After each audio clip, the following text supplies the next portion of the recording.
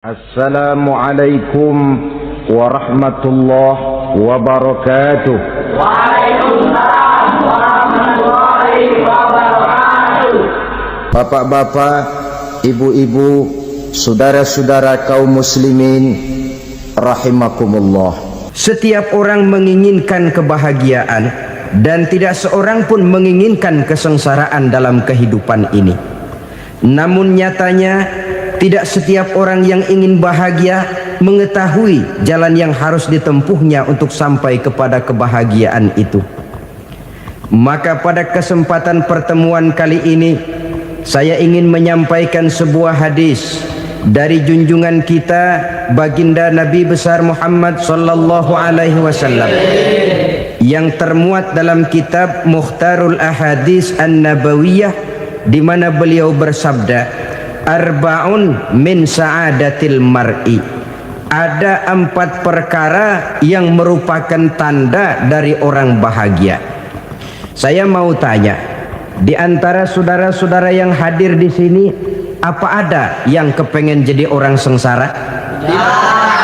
Seluruhnya tentu ingin mendapatkan kebahagiaan. Maka menurut resep dari Nabi kita, tanda orang bahagia itu 4. Jadi kalau saudara ingin bahagia harus mempunyai 4 perkara ini.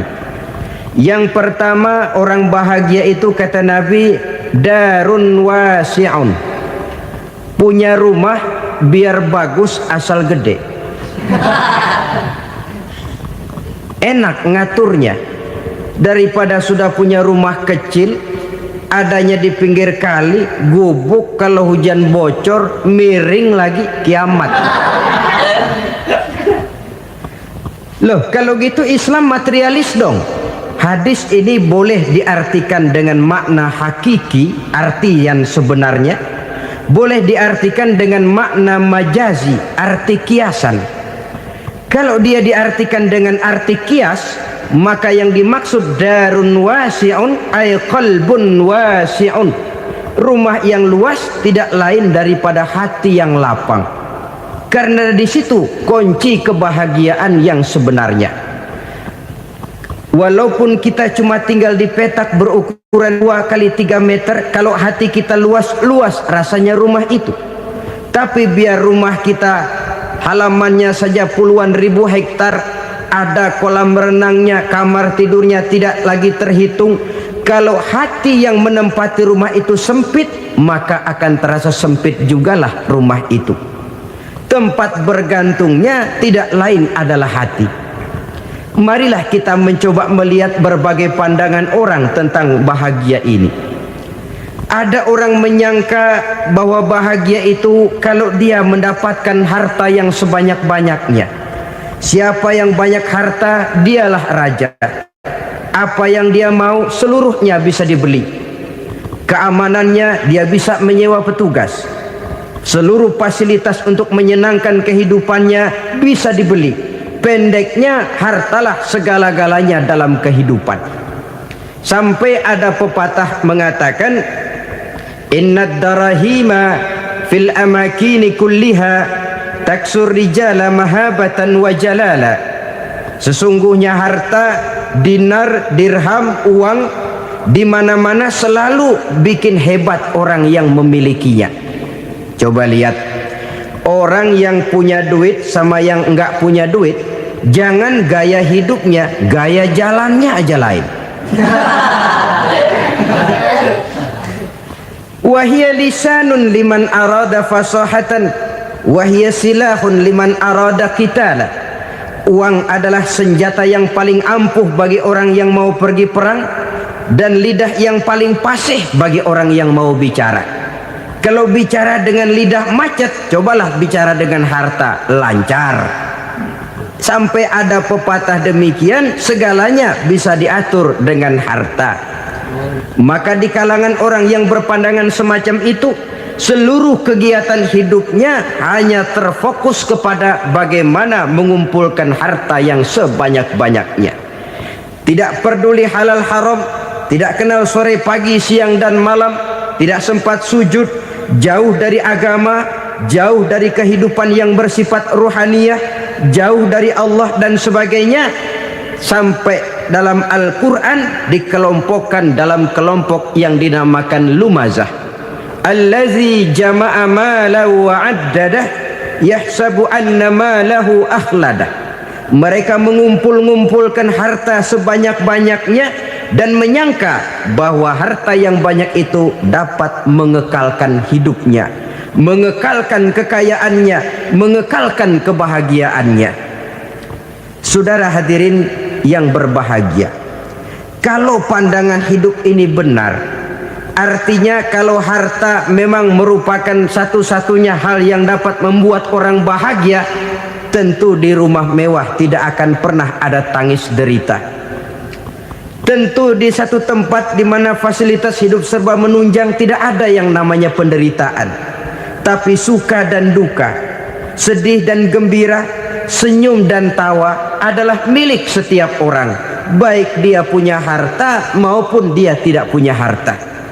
Nyatalah bahwa harta semata-mata bukan merupakan jaminan bahwa orang akan bahagia, walaupun tanpa harta orang sulit untuk bahagia. Saya mau cerita, ada orang super kaya, namanya Aristotle Onesius, raja tanker Yunani. Dia punya kapal tanker saja konon sampai 11 banyaknya. Punya perusahaan penerbangan yang disebut Olympic Airlines. Punya hotel di berbagai kota besar di dunia ini, sejak dari New York, London, Paris, Rome dan sebagainya. Bahkan punya pulau yang dia namakan Pulau Scorpio. Ini kan namanya sudah kaya nggak tanggung-tanggung, punya pulau. Nah, dia punya 2 orang anak, yang satu laki-laki namanya Alexander, yang satu perempuan namanya Maria Onesius. Seluruh harapannya tertumpah kepada anak lakinya Alexander ini, yang akan meneruskan usahanya, meneruskan kekayaannya, meneruskan dinastinya. Apa yang terjadi? Ternyata anak yang dia harapkan yang bernama Alexander ini mati muda dalam kecelakaan pada waktu dia olahraga. Apa olahraganya? Namanya olahraga anak orang kaya, golongan jet set. Olahraganya olahraga pesawat terbang. Jatuh, ya nggak kapungut, habis mati. Tinggal satu anak perempuannya, Maria Onesius. Tapi anak perempuan ini juga malah urakan. Terakhir dia pacaran, bahkan kemudian kawin sama orang Rusia. Rupanya Aristotle Onesius ini broken. Kekayaannya yang berlimpah ruah, perusahaannya yang begitu banyak, siapa yang akan meneruskan? Siapa yang akan menggantikan? Sampai kemudian dia mengurung diri di Pulau Scorpio dan mati di sana secara mengenaskan. Seorang multi jutawan, seorang yang super kaya, mati menyendiri di pulau sepi. Ibarat kata pepatah, anak ayam mati di lumbung. Bukan kekurangan makanan, keurugan makanan. Begitu kehidupan Aristotle Onesius. Dan banyak orang-orang yang sudah demikian kaya sampai dibingungkan oleh kekayaannya sendiri. Telusurilah kehidupan David Rockefeller misalnya, Henry Ford misalnya, Adnan Khashoggi misalnya, multi jutawan yang kadang-kadang dibuat keder oleh kekayaannya sendiri. Pantas ketika Imam Ali ditawarkan orang, "Ya Ali, kalau kepadamu disuruh pilih ilmu atau harta, kau pilih mana?" Ya jelas pilih ilmu dong. Kenapa? Pertama, ilmu kalau kita berikan kepada orang lain tambah. Tapi harta kalau kita berikan kepada orang lain kurang. Saudara punya uang 10.000, dibagi orang 5.000, jelas uang saudara berkurang. Tapi saudara punya ilmu, diberikan kepada orang lain bisa, saudara pun makin mantap. Tidak lantas jadi bodoh karena ngajarin orang. Saudara bisa Fatihah lalu mengajarkan orang Fatihah, orang bisa, saudara pun makin hafal. Tidak lantas setelah diajarin orang ilmunya hilang. Begitu datang dia minta orang, tolong ajarin saya Fatihah. Udah habis, nggak ada.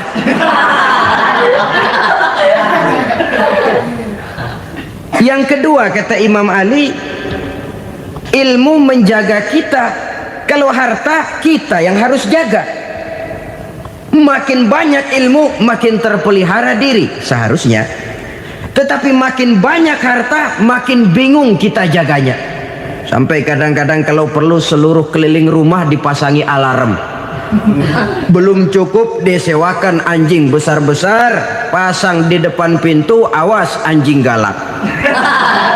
Masih belum cukup juga, cari centeng tukang-tukang kepruk jaga rumah.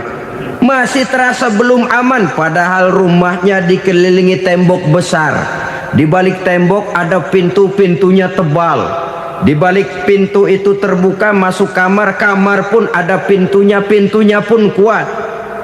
Masuk ke dalam kamar ada lemari, lemarinya pun pintunya kuat, dikunci, kuncinya pun kuat. Tapi terhadap seluruhnya yang timbul cuma sekedar was-was saja. Kesimpulannya sekali lagi, tanpa harta orang memang sulit untuk bahagia. Tapi harta semata-mata tidak merupakan jaminan orang akan bahagia. Dengan hati yang luas, itu modal utama untuk mencapai kebahagiaan hidup. Orang yang hatinya luas, saudara-saudara, punya hati yang lapang, melihat kenyataan hidup ini, dia bersyukur senantiasa kepada Allah. Lantas tidak timbul hasud dan iri hatinya. Oleh karena itu jiwanya selalu lapang. Kalau tidak, cupik hati namanya, dangkal pandangan, tidak senang melihat orang lain dapat nikmat, dan itu sering dijadikan contoh. Kalau orang yang lapang dada, dia lihat tetangganya beli TV baru, dia berkata, alhamdulillah ya, tetangga kita beli TV, mudah-mudahan kita bisa ikut nonton. Lapang dadanya. Tapi orang yang sempit hati, lihat tetangga beli televisi, meriang. Enggak diapa-apain, meriang. Besoknya dengar tetangga beli motor, makin sakit, ke rumah sakit. Lalu di rumah sakit dengar tetangganya beli mobil, mati. Disiksa oleh perasaannya sendiri. Orang kalau hati sudah sempit dalam hidup, kemanapun dia pergi, sempit rasanya medan kehidupannya. Kemudian kita melihat juga ada orang yang menilai bahwa bahagia itu katanya kalau punya kedudukan yang tinggi, pangkat yang agung, wibawa yang besar. Mungkin betul, tapi mungkin juga tidak. Bergantung kepada hati orang yang punya pangkat itu. Sama dengan harta tadi. Harta akan membawa bahagia kalau dia jatuh ke tangan orang yang berhati lapang. Tapi harta akan jadi bencana kalau jatuh ke tangan hati orang yang sempit. Pangkat akan membawa bahaya kalau jatuh di tangan hati orang yang sempit. Lebih dari itu, kenyataan mengajarkan kepada kita bahwa ternyata pangkat dan jabatan tidak selamanya memberikan kebahagiaan dalam kehidupan. Bahkan resikonya kelewat besar. Beberapa bukti kita bisa ambil dari para pemimpin dunia yang menjadi korban lantaran pangkat dan jabatan yang disandangnya. Saudara ingat Presiden Abraham Lincoln dan John Kennedy dari Amerika? Dibunuh orang. Park Chung-hee dari Korea Selatan, Ziaur Rahman dari Bangladesh, Anwar Sadat dari Mesir, terakhir Indira Gandhi dari India, menjadi korban dari pangkat dan jabatan yang disandangnya dari orang-orang yang tidak senang dia memegang jabatan itu. Dia akan mudah mengundang bencana. Sehingga pantas kalau seorang presiden terkemuka Amerika, Harry Truman namanya, dia mengatakan jabatan presiden itu, kata dia, seperti orang nunggang macan, naik macan. Harus kita taiki, kalau enggak dia bakal nerekam kita, ngeri katanya. Adapun orang yang hatinya lapang, kalau dia menerima pangkat dan jabatan, dianggapnya itu satu kesempatan untuk berbuat baik. Tapi orang yang berhati sempit, menerima pangkat dan jabatan, bukan kadang-kadang menerima, malah berusaha setengah mati mencapai dengan segala cara. Kalau perlu jilat atas, jilat atas. Jadi golongan sumuhun dawuh. Jadi kelompok kulon nuwun, yes sir, yang kerjanya cuma oke bos. Kalau perlu jilat atas, jilat atas. Kalau perlu injak yang bawah, injak yang bawah. Perlu sikut kiri kanan, sikut kiri kanan. Yang penting pangkat dapat, jabatan dapat. Orang yang semacam ini, kalau sudah mempunyai pangkat dan jabatan, biasanya dia tidak menganggap itu sebagai amanah, tidak menganggap sebagai kesempatan berbuat baik, tapi malah kesempatan untuk memperturutkan hawa nafsunya yang dilatar belakangi oleh kesempitan hatinya tadi. Apalagi kalau orang memperoleh pangkat karena banyak mengeluarkan uang, seakan-akan pangkat dan jabatan itu sekarang macam proyek pakai tender. Siapa yang berani bayar segini naik, nggak berani minggir. Padahal logikanya, kalau orang mencapai satu jabatan karena banyak mengeluarkan uang, hampir bisa dipastikan bahwa setelah jabatan itu dia pegang, langkah pertama yang akan dilakukannya ialah berusaha bagaimana uang yang dia keluarkan supaya kembali. Ya paling kurang pulang modal dulu dong. Soal mikirin rakyat soal nanti, tapi ini modal harus pulang. Itu celakanya kalau orang memperoleh pangkat dan jabatan cuma karena banyak mengeluarkan uang. Jarang orang yang mempunyai keyakinan dan pandangan bahwa pangkat dan jabatan merupakan amanah. Jadi sekali lagi, pangkat dan jabatan mungkin saja membawa kebahagiaan kalau jatuh ke tangan orang yang berhati lapang. Tapi bisa jadi bencana kalau dia jatuh ke tangan orang yang mempunyai hati yang sempit. Dan lagi-lagi stresnya hati yang lapang. Lalu sebagian orang, saudara, ada yang berpandangan katanya bahagia itu kalau jadi orang terkenal, mempunyai popularitas, menjadi idola di kalangan remaja, di kalangan orang tua, di segala lapisan masyarakat. Padahal makin populer orang makin terikat dia. Ya kalau macam kita ini kan nggak punya nama, nggak populer, tengah malam buta mau nongkrong di warung Tegal aman. Tapi pangkat, jabatan, kedudukan, popularitas menyebabkan kita diikat dengan berbagai macam peraturan. Cuma mandi sama ke WC saja yang nggak dikawal.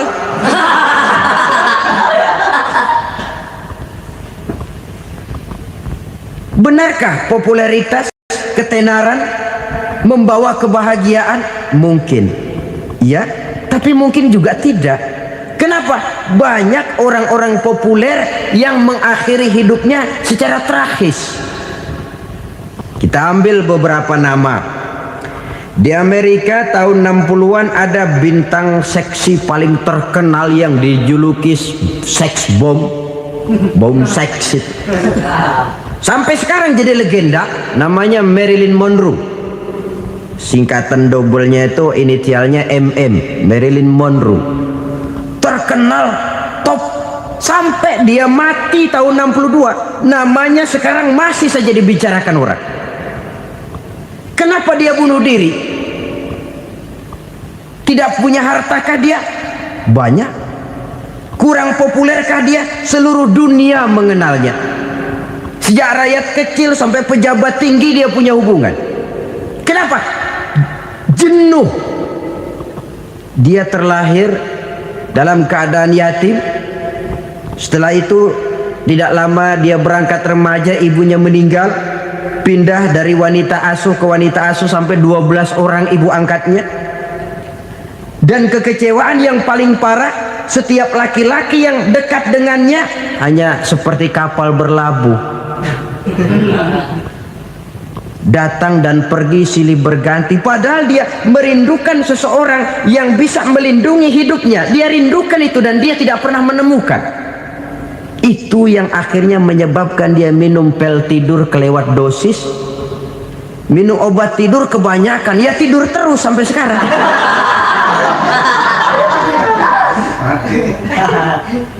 Dia mengakui, saya telah memiliki ketenaran, tapi saya tidak pernah hidup dalam ketenaran itu. Saya pandai main sandiwara, tapi saya ingin hidup dalam alam yang real sebagaimana umumnya orang. Itu yang dia rindukan. Menyusul jejak yang namanya Marilyn Monroe ini, Billie Holiday, saudara kenal tentu, di rumah sakit dirawat. Dia juga minum obat overdosis, mati lagi. Jimi Hendrix minum obat tidur overdosis kelewat batas, mati lagi.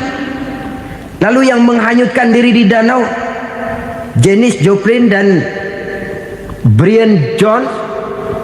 Ini orang-orang populer, orang-orang terkemuka yang mengakhiri hidup secara tragis, bukan karena tidak terkenal, mungkin karena sudah saking terkenalnya. Contoh paling belakangan, Bruce Lee. Wah, ini tukang-tukang kepruk tentu kenal siapa dia. Sampai sekarang pun tabir kematiannya masih merupakan misteri.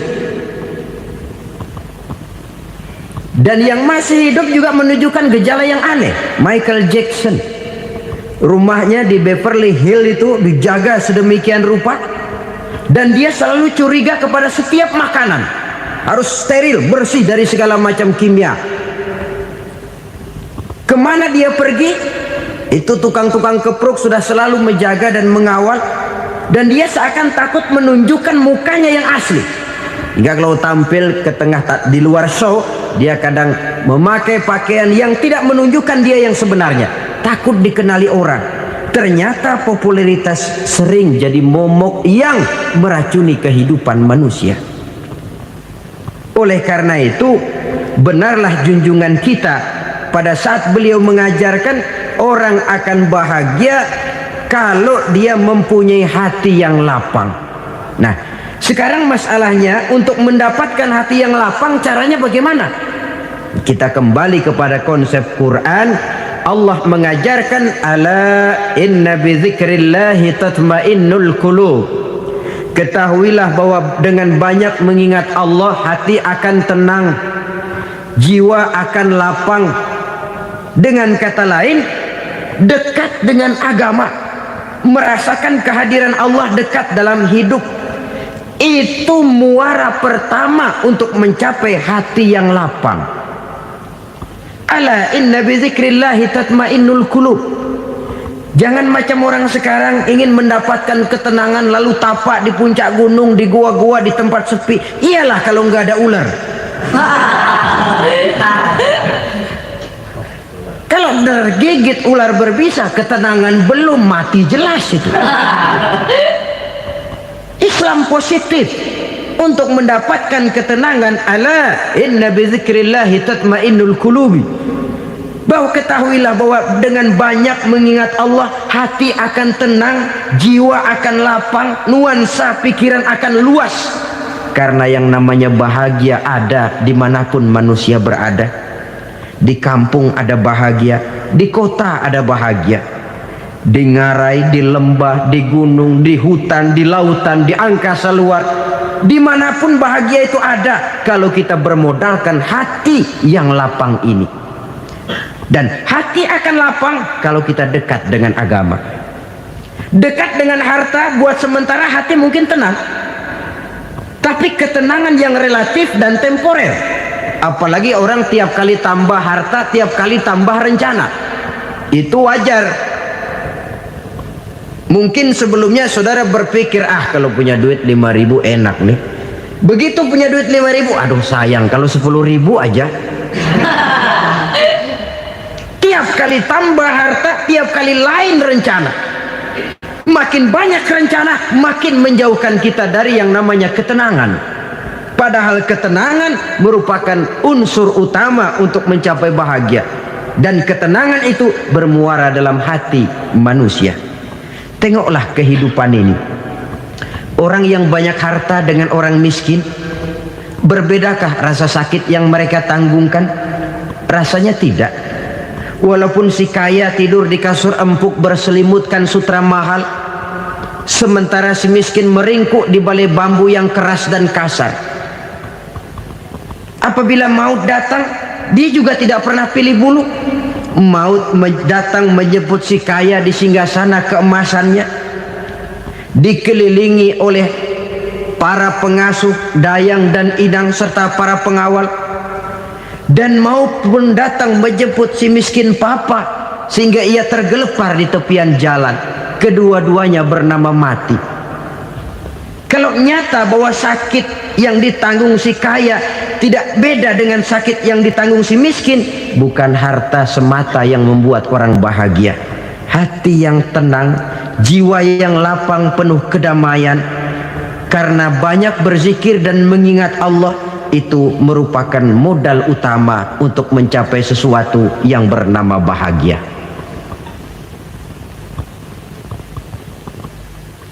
Saudara hadirin yang saya hormati, inilah yang pertama dari 4 ciri yang digambarkan oleh Nabi tentang tanda-tanda orang bahagia.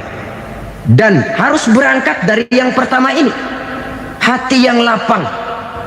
Ini yang harus kita miliki lebih dahulu. Baru nanti akan menyusul kepada poin yang ketiga, kedua, dan selanjutnya. Sebab kalau hati sudah terisi dengan jiwa yang lapang, seluruh persoalan insya Allah akan bisa kita atasi dengan sebagaimana mestinya. Yang kedua sekarang, tanda orang bahagia menurut baginda Nabi, markabun syariah. Orang bahagia itu, kata beliau, punya kendaraan biar cepat asal lancar. Artinya kemana dia mau pergi mudah. Apa maksud hadis ini? Kalau kita kaji lebih dalam, kendaraan itu kan alat transportasi. Transportasi tidak lain adalah usaha memudahkan komunikasi. Pindah dari situ kepada teori bahwa manusia adalah zon political, makhluk bermasyarakat yang tidak bisa memenuhi kebutuhan hidupnya secara sendirian. Kita memerlukan keberadaan orang lain dalam kehidupan ini.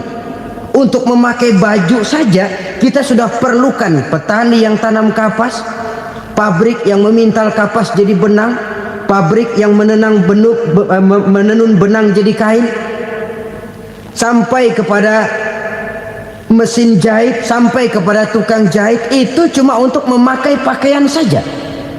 Tidak seorang pun di antara kita yang sanggup memenuhi kebutuhan hidupnya secara sendiri. Kita perlu orang lain. Maka kebebasan dalam arti mutlak, kebebasan tanpa batas, itu tidak mungkin ada dalam kehidupan. Karena kita mengadakan yang disebut interaksi sosial.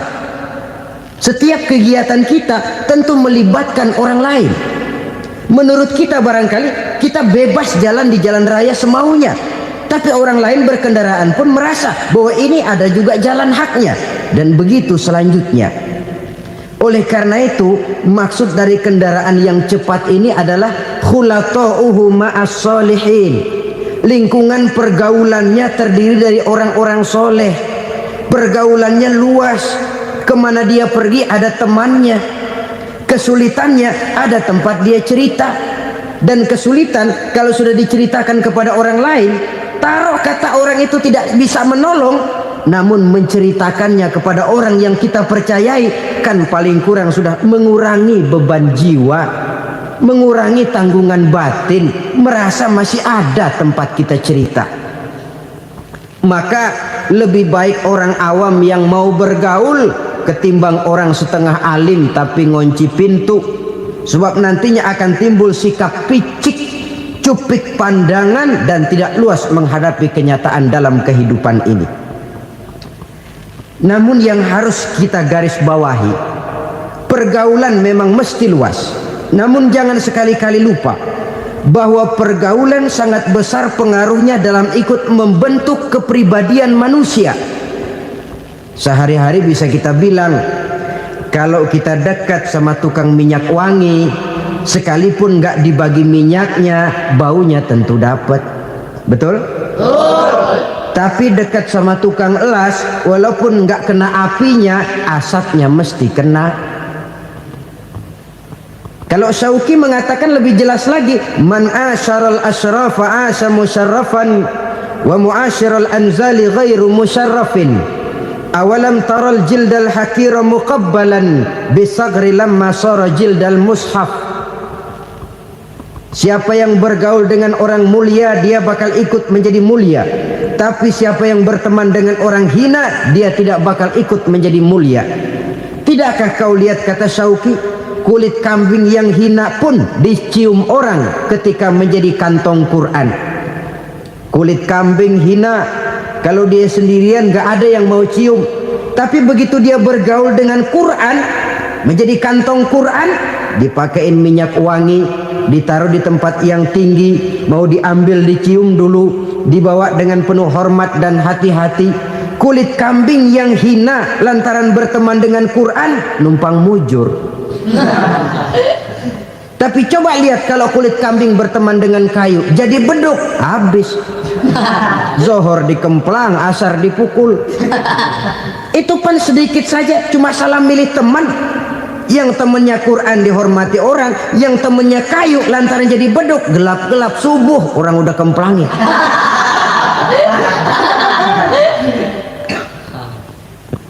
Maka terutama kepada adik-adik remaja yang masih mencari identitas diri, yang ibarat kaset masih kaset kosong, mudah diisi oleh apapun, pandai-pandailah memilih teman dalam bergaul.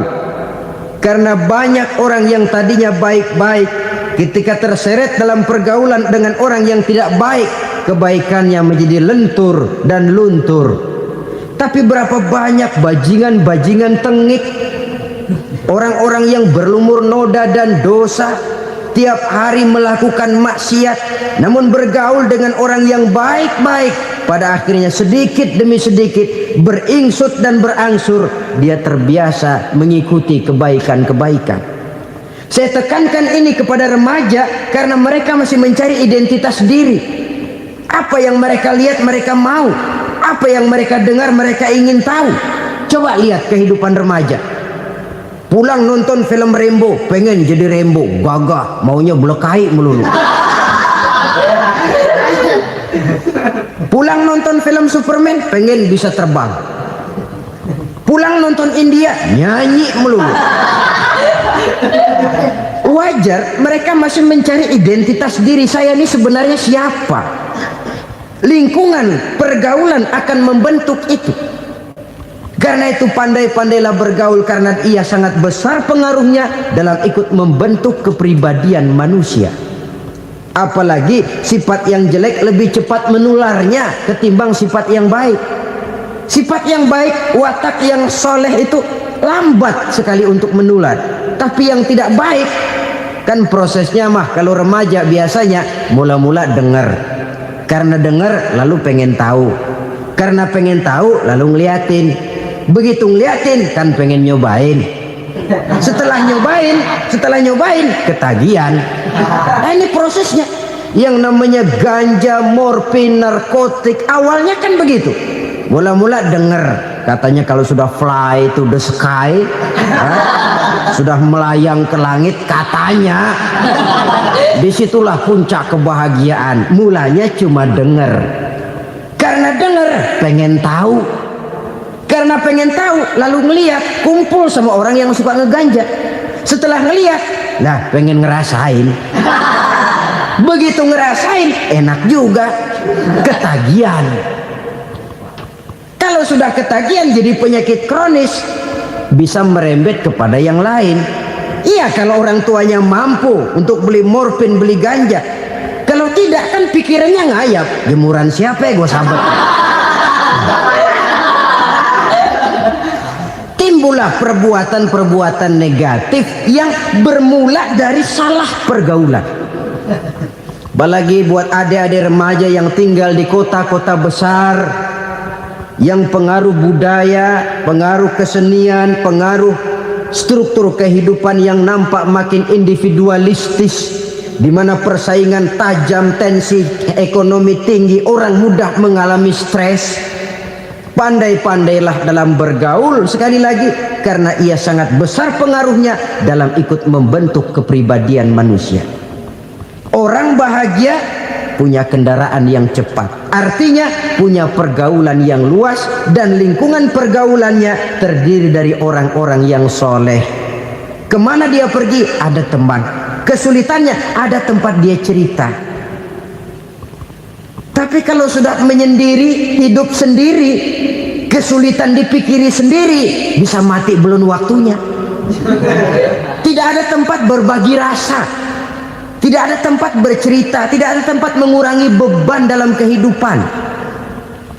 Pantas betul kalau Islam sangat menggalakkan dan menganjurkan orang kalau sudah sampai waktunya itu untuk melangsungkan nikah. Kata Nabi, ya ma'syaras syabab man istata'a minkumul ba'at falyatazawwaj. Hai para pemuda, kalau sudah mampu memberi nafkah, kawinlah, nikahlah kamu. Kenapa? Sudah ada teman hidup, tempat berbagi rasa. Kesulitan kalau ada tempat cerita akan lebih ringan ketimbang kita telan sendiri, walaupun bobot kesulitannya sama beratnya. Saudara-saudara kaum muslimin rahimakumullah, inilah ciri yang kedua, punya kendaraan biar cepat asal lancar. Kemana kita mau pergi gampang. Dengan kata lain, setelah hati yang luas, pergaulan yang luas. Dua. Yang ketiga sekarang, tanda orang bahagia itu menurut Nabi, misbahun mudhi'un, punya lampu yang terang. Oh, itu enggak problem. Sekarang sudah zamannya listrik masuk desa, Pak. Lampu sudah terang semua. Betul, kalau itu yang dimaksud. Tapi tidak cuma itu. Karena lampu yang dimaksud di sini, lampu yang akan menerangi seluruh perjalanan hidup. Dan perjalanan hidup itu sudah dimulai sejak kita terlahir ke alam ini sampai masuk ke alam barzah, kumpul di padang mahsyar sampai ke akhirat. Lampu yang menerangi itu yang diperlukan. Kalau lampu, katakanlah yang paling top sekarang kan lampu jenis Mercury. Taruhlah itu di rumah kita, dia cuma menerangi rumah kita, menerangi hati pun tidak sanggup. Bila kita masuk ke alam barzah, alam kubur, sanggupkah si Mercury yang begitu terang menerangi alam barzah kita? Tidak sanggup lagi. Sanggupkah lampu yang ratusan watt, bahkan puluhan ribu watt menerangi kehidupan di padang mahsyar? Tidak akan sanggup lagi. Kalau demikian, yang dimaksud lampu yang terang di sini apa? Tidak lain amal soleh, kebajikan yang kita lakukan dalam hidup. Itu yang akan jadi lampu penerang. Di dunia nama kita akan terang, jasad kita boleh hancur terkubur tanah, tapi nama kita akan dikenang orang. Begitulah kalau orang meninggalkan kebajikan dalam hidup seperti sekarang. Ribuan orang tiap saat berziarah ke kubur Imam Syafi'i, ke kubur Imam Malik, ke kubur Imam Ghazali, ke kubur orang yang baik-baik, orang yang soleh-soleh. Kebajikannya yang ditinggalkan, yang mengukir namanya dengan tinta emas. Sehingga saudara sudah terbaring di alam kubur, orang lewat, Allah, ini kuburannya Fulan bin Fulan, dulu ini kebaikannya Masya Allah, saya ikut merasakan. Mari kita mampir sebentar, kita Fatihah. Mohon disampaikan Allah pahalanya kepada almarhum. Al-Fatihah. Itu kalau orang baik-baik. Lalu saudara tanya, Pak, orang mati dikirimin Fatihah apa nyampe pahalanya? Saya jawab, kalau saudara nggak percaya, mati dulu dah. Nanti saya Fatihain, tungguin di sana. Umpama nggak sampai, balik lagi kemari. Sekarang ini kan maunya otak-otakan saja. Kalau nggak masuk otak, nggak percaya. Padahal alam gaib itu nggak bisa diotak-otakin. Sama saja dengan saudara pernah dengar cerita kapal Tampo Mas tenggelam kan? Pernah nggak? Di mana? Salembo. Di laut Masalembo. Begitu ke Tampo Mas tenggelam, ratusan penumpang itu terjun ke laut, dipermainkan gelombang, berjuang menghadapi maut itu. Orang lagi timbul tenggelam di lautan, dihantam ombak, kita tengokin pakai helikopter. Pak, lagi timbul tenggelam ya? Iya, tolongin. Jangan khawatir Pak, nih saya kirim intan Pak, harganya 10 juta. Kira-kira orang yang timbul tenggelam di laut seneng nggak? Tidak. Kan mahal toh intan 10 juta. Kenapa dia nggak senang? Karena intan 10 juta dalam kondisi seperti itu tidak sanggup menyelamatkan dia. Dia akan girang kalau dikirimin ban mobil bekas, dikirimin papan terentang atau bambu. Intan yang 10 juta dia nggak girang, ban mobil bekas yang 1000 perak tuh pegang, itu yang dia girang betul. Inilah sebabnya Nabi berkata, mal mayyitu fi qabrihi illa kal ghariqil mutaghawwis. Orang yang meninggal di alam kuburnya seperti orang timbul tenggelam di lautan. Yantaziru da'watan min ahli, menunggu doa dari keluarganya yang masih hidup.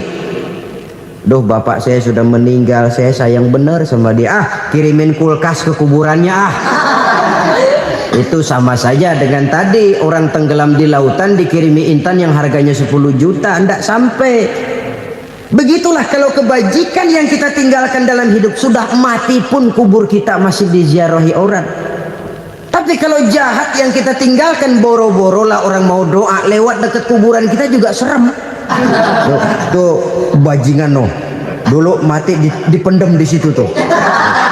Jangan lewat situ, ntar kesurupan, jangan. Lewat saja orang ngeri. Konon lagi membacakan Fatihah dan mengirimkan doa. Hidup pada hakikatnya adalah kesempatan untuk berbuat baik. Maka sekali kesempatan itu diberikan, manfaatkan dengan sebaiknya. Sebab kesempatan kedua tidak akan pernah ada. Kesempatan berbuat baik di sini, di akhirat sudah pembalasan namanya. Sekali kesempatan itu dicabut, dia tidak akan pernah dikembalikan lagi. Kata Iqbal, hidup tidak mundur ke belakang, Bung. Berhenti diinjak orang, mundur hancur. Tidak ada kata mundur dalam hidup ini. Berhenti diinjak orang, mundur kecebur. Tidak ada kata lain, harus maju dalam kehidupan dalam artian yang positif. Hidup adalah kesempatan untuk mengumpulkan kebajikan yang sebanyak-banyaknya. Di situ nilai daripada manusia. Sekarang ini memang nggak kelihatan kok, orang yang banyak pahala sama yang banyak dosa nggak kelihatan kok. Barangkali kalau habis bikin dosa palanya pada benjol, mungkin orang takut sama dosa. Tapi sekarang sama saja, orang yang banyak dosa dengan yang nggak banyak dosa jalan bareng dari belakang, sama, nggak kelihatan beda. Tapi ada waktunya di mana pahala memegang peranan, di mana dosa diperlihatkan. Sama saja kalau kita bawa mobil siang, lampu kan nggak begitu berfungsi. Apa lalu bilang, alah ini lampu berat-beratin, copot-copotin aja dah. Tidak perlu begitu. Kenapa? Pada satu saat malam senja akan datang. Bila matahari terbenam, senja pun datang, gelap mulai merayap, disitulah baru terasa perlunya lampu. Pahala begitu. Sekarang orang yang nggak ada pahalanya nggak kelihatan dalam kehidupan. Tapi pada satu saat senja kehidupan akan datang. Ajal merenggut nyawa, malam merayap, dan hidup mulai diliputi kegelapan di alam barzah. Dikala itu kalau nggak punya lampu, alangkah malangnya kita. Sebab amal yang baik, kata Nabi, di alam barzah itu akan diciptakan menjadi perempuan yang cantik menemani kita. Amal yang jahat akan menjadi orang yang paling jelek nemenin kita. Sudah di tempat gelap yang nemenin jelek.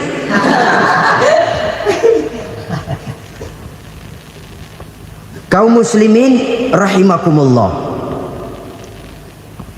Kalau demikian masalahnya, tergantunglah kita pandai memanfaatkan waktu. Al-waktu kasayf. Waktu itu cepat sekali. Yang namanya waktu itu tahu-tahu. Tahu-tahu udah tahun 87. Tahu-tahu udah begitu. Tahu-tahu yang kemarin anak-anak, sekarang udah pada punya anak. Tahu-tahu saja itu. Begitu cepat waktu berlalu. Kalau tidaklah pandai kita memanfaatkannya, akan rugi kita. Nabi bersabda, "Man kana yaumuhu khairun min amsihi fahuwa rabih." Barang siapa yang hari ini lebih baik daripada hari kemarin, itu orang untung. Hari ini lebih baik daripada kemarin. Bulan ini lebih baik dari bulan kemarin. Tahun ini lebih baik dari tahun kemarin. Itu orang yang beruntung. Tahun kemarin sembayangnya maghrib doang, sekarang udah tambah isya. Tahun kemarin cuman Idul Fitri aja ngancem bener, sekarang udah tambah Jumat, lalu tambah lagi maghrib, tambah lagi isya, dan selanjutnya. Hari ini lebih baik daripada kemarin, itu orang yang beruntung. Wa man kana yaumuhu mislu amsihi fahuwa khasir. Lalu barang siapa yang hari ini sama saja dengan hari kemarin, itu orang rugi. Hari ini sama dengan kemarin, rugi itu. Bulan ini begitu, bulan kemarin begitu, tahun ini begitu, tahun lalu juga begitu. Rugi itu orang. Rugi apa? Rugi umur. Umur tambah, amalan gak pernah tambah. Dan saya pikir lebih merupakan azab ketimbang nikmat kalau orang dikasih panjang umur cuma untuk numpuk dosa. Mending mana? Panjang umur banyak dosa sama pendek umur dikit dosa? Mending mana? Mending mana? Ya, paling mending tentu panjang umur banyak pahala. Tapi kalau tidak, sekali lagi, lebih merupakan azab ketimbang nikmat kalau orang diberikan panjang umur tapi cuma untuk sekedar menumpuk dosa. Kehilangan kesadaran bahwa dunia bukan terminal akhir dari satu perjalanan. Dia cuma halte di mana kita berhenti sebentar untuk menuju kepada terminal yang hakiki. Saudara-saudara kaum muslimin rahimakumullah, inilah lampu yang akan menerangi kehidupan. Amal yang kita lakukan di dalam kehidupan. Jadi yang dimaksud dengan lampu yang terang, kebajikan yang kita kerjakan dalam hidup. Nah, setiap orang di awal tadi saya bilang ingin bahagia. Bahagia itu kan hakikatnya kumpulan senang dan selamat. Senang, selamat. Apa bedanya? Senang tapi tidak selamat, nggak bahagia. Selamat tapi nggak senang, nggak bahagia orang. Contoh, kalau orang korupsi, duitnya banyak, senang dia, tapi keselamatannya. Ada tentara baris di samping rumahnya udah bingung, padahal tentara latihan. Tentara cuma latihan, dia bingung. Senang, tapi karena keselamatannya tidak terjamin, dia tidak bahagia. Sebaliknya pegawai negeri jujur benar, cuma segaji-gajinya, selamat nggak korupsi, tapi melarat, ya nggak bahagia juga, kurang senang. Kesenangan dan keselamatan untuk dunia saja, ya sekali lagi, kalau cuma sekedar untuk dunia saja, bisa dibeli pakai uang. Bisa dibeli pakai uang. Saudara ingin selamat, bisa dibeli pakai uang. Saudara ingin senang, bisa dibeli dengan uang. Tapi setelah mati, masuk ke alam barzah, habis kekuasaan uang. Nggak bisa lagi beli keselamatan pakai uang, tidak mungkin lagi membeli kesenangan dengan uang. Di situ pahala yang megang peranan. Makin banyak pahala, makin banyak saham untuk membeli kesenangan dan keselamatan, untuk memperoleh yang namanya bahagia. Dan jangan lupa loh, di alam barzah kita nggak sebentar, menunggu datangnya kiamat. Loh iya, kalau kita begitu dikuburin terus kiamat datang, untung. Tapi kalau masih harus 1000, 2000, puluhan ribu tahun yang akan datang, dalam satu penantian yang begitu lama, tanpa saham untuk memperoleh kebahagiaan, satu kemalangan yang tidak ada pernah putus-putusnya. Janganlah tergelincir oleh kebahagiaan sebentar yang menipu dengan mengorbankan kebahagiaan hakiki yang berjangka panjang. Apa artinya senyum sejenak kalau harus ditebus dengan tangis seumur hidup? Biarlah kita minum jamu, pahit memang, getir memang, tapi kan besok badan sehat. Daripada sekarang minum sirup, manis memang, enak memang, tapi bibir pada jontor besok. Sirawan, batuk, nggak karu-karuan. Banyak orang tertipu oleh kesenangan yang sebentar, Padahal laisa kullu ma yalma'u zahaban. Belum tentu semua yang berkilat itu emas. Belum tentu semua yang gemerlap itu intan.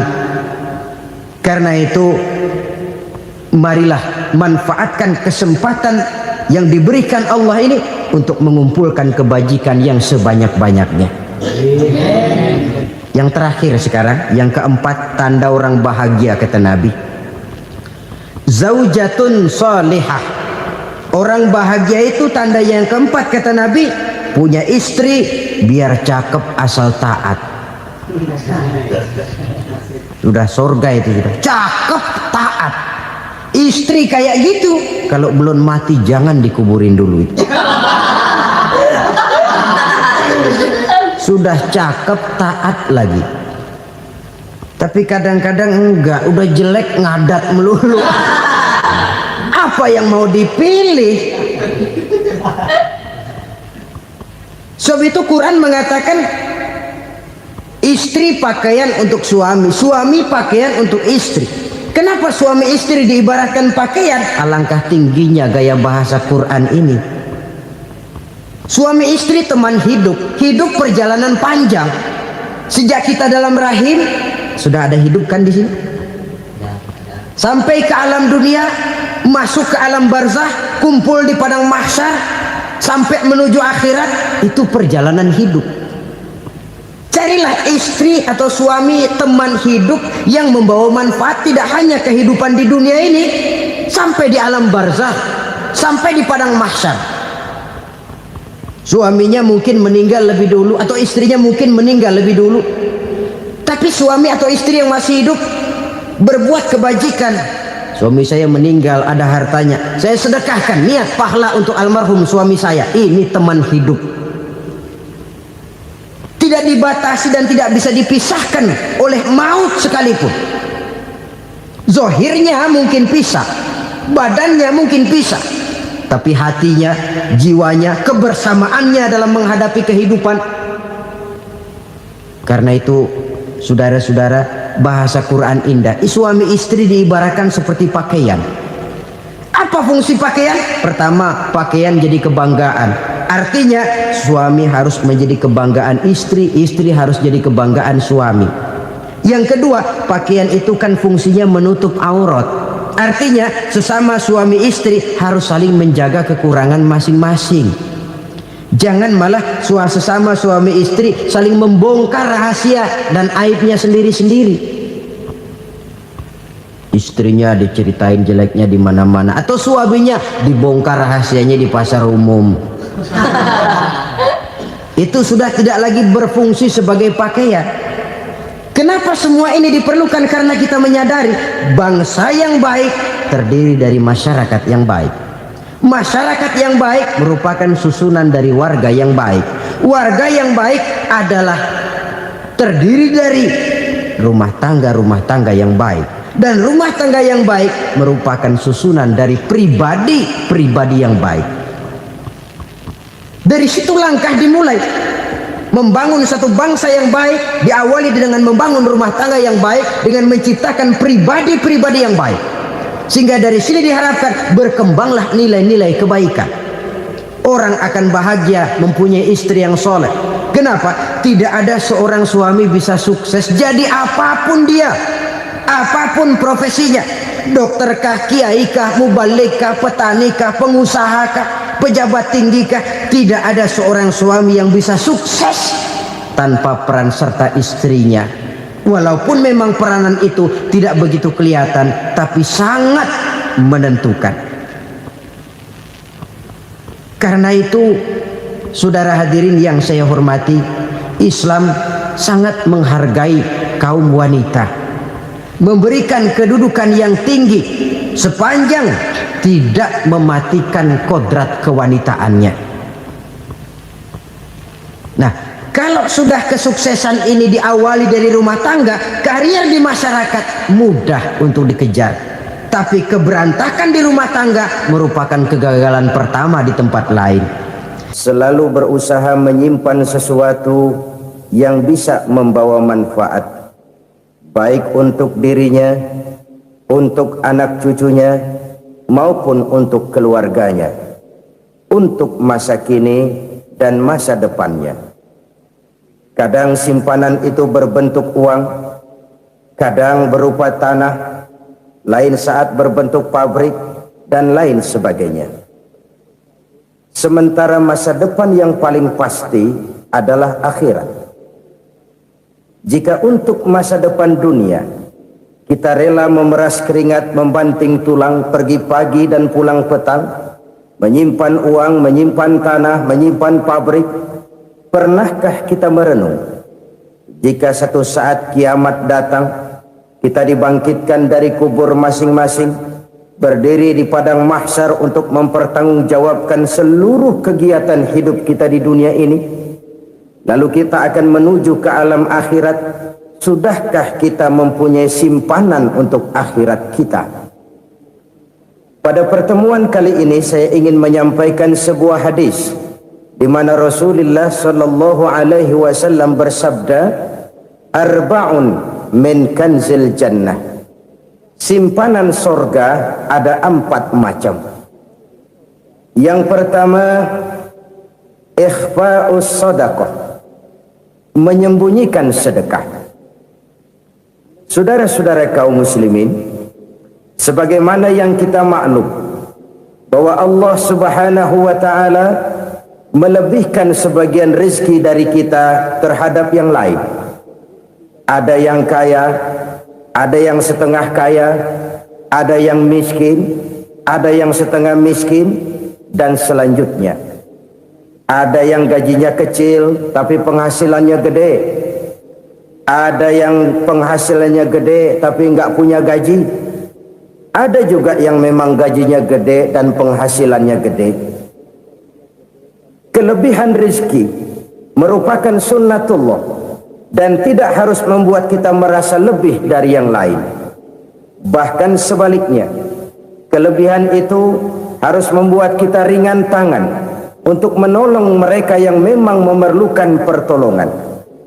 Kalau saudara diberikan ilmu, maka pertanyaan akhirat cuma satu: ilmumu kau amalkan untuk apa? Kalau saudara diberikan umur yang panjang, pengadilan akhirat juga bertanya satu: umurmu kau habiskan di mana? Tapi kalau saudara diberikan harta, pengadilan akhirat akan bertanya dua: hartamu kau dapat dari mana, kau belanjakan kemana? Dari mananya ditanya, dan kemananya juga ditanya. Oleh karena kita akan dimintakan pertanggungan jawab, maka amanah yang bernama harta ini harus kita gunakan dengan sebaik-baiknya. Ada penggunaan yang merupakan kewajiban, itu zakat namanya. Ada penggunaan yang sewaktu-waktu, itu infak namanya. Ada yang lebih sewaktu-waktu lagi, dan itu sedekah namanya. Zakat dia terikat oleh haul dan nisab, oleh putaran batas waktu dan ukuran dari harta itu sendiri. Sedangkan infak terikat oleh situasi dan kondisi perekonomian seseorang. Sedangkan sedekah tidak terikat dengan apapun. Dalam kondisi seperti apapun kita bisa melakukan sedekah dengan yang terkecil sekalipun. Sampai-sampai Rasulullah sallallahu alaihi wasallam mengajarkan, la tahqiranna minal ma'rufi syai'an walau an talqa akhaka biwajhin talik. Atau ada hadis, tabassumuka fi wajhi akhika laka shadaqah. Senyumanmu kepada temanmu adalah sedekah. Jadi untuk melakukan sedekah tidak harus dalam berbentuk uang. Dengan ilmu kita bisa sedekah, dengan tenaga kita bisa bersedekah, dengan pikiran kita bisa bersedekah, bahkan senyum kepada teman itu pun sedekah. Jadi kalau sedekah dengan uang memang belum punya uang, nyengir aja banyakin. Itu asal pada tempatnya, jangan lalu ketemu tiang listrik cengengesan. Tentu tidak pada tempatnya dan tidak wajar. Nah, sedekah yang paling dicintai Allah adalah sedekah yang disembunyikan. Artinya jauh dari sifat riya. Kan kadang-kadang ada orang sedekah itu disebutkan namanya. Apa tidak bagus? Kalau memang niatnya ikhlas, ya bagus-bagus saja. untuk memberikan sugesti kepada yang lain. Si Fulan bin Fulan nyumbang sekian, diumumkan. Boleh kalau niatnya untuk memberikan rangsangan kepada yang lain supaya dia menyumbang lebih besar dari orang tadi. Tapi kalau itu mendatangkan ria, maka sedekah yang paling dicintai Allah adalah sedekah yang disembunyikan. Tangan kiri saja tidak tahu apa yang diberikan oleh tangan kanan. Sedekah yang dilakukan dengan ikhlas akan merupakan perbendaharaan surga, tersembunyi dari pandangan orang lain, tidak seorang pun tahu. Karena memang sikap yang baik adalah melupakan kebaikan dan mengingat kesalahan. Itu salah satu ciri orang bahagia. Orang yang selalu mengingat kesalahannya dan berusaha melupakan segala kebaikannya. Kalau dia akan berada kebaikan, dia tidak bisa ikut, dia merasa rugi karena dia merasa belum pernah berbuat baik. Tapi kalau akan melakukan kesalahan baru, dia ingat kesalahan yang sudah-sudah, sehingga terhalang baginya untuk melakukan satu kesalahan baru. Demikianlah saudara-saudara, bahwa Allah melebihkan rizki sebagian kita dari yang lain, agar terjadi tolong-menolong dalam kehidupan ini. Jadi kesenjangan yang nature, kesenjangan yang alami, itu sunnatullah. Ada yang kaya, ada yang miskin, ada yang kelas menengah. Nah, kenapa lalu sekarang kita berusaha mengentaskan kemiskinan? Oleh karena adanya kesenjangan struktural. Kalau yang kaya bisa semakin kaya, kenapa yang miskin tidak bisa naik jadi ikut sedikit kaya? Sebab pada dasarnya Islam adalah agama yang sejak turunnya sudah berupaya memerangi kemiskinan. Bahkan dikatakan kemiskinan itu mendekatkan kepada kekufuran. Orang kalau miskin udah dekat banget sama kafir. Gampang menjadi kafir. Berapa banyak saudara-saudara kita yang oleh karena soal perut, oleh karena soal materi, terpaksa meninggalkan dan menanggalkan akidahnya, menjual petunjuk yang diberikan Allah dengan kesenangan dunia yang cuma sebentar ini. Na'udzubillah thumma na'udzubillah. Jadi makin kita sembunyikan satu sedekah, semakin banyak perbendaharaan kita di surga. Sedekah yang paling dicintai Allah adalah sedekah yang disembunyikan.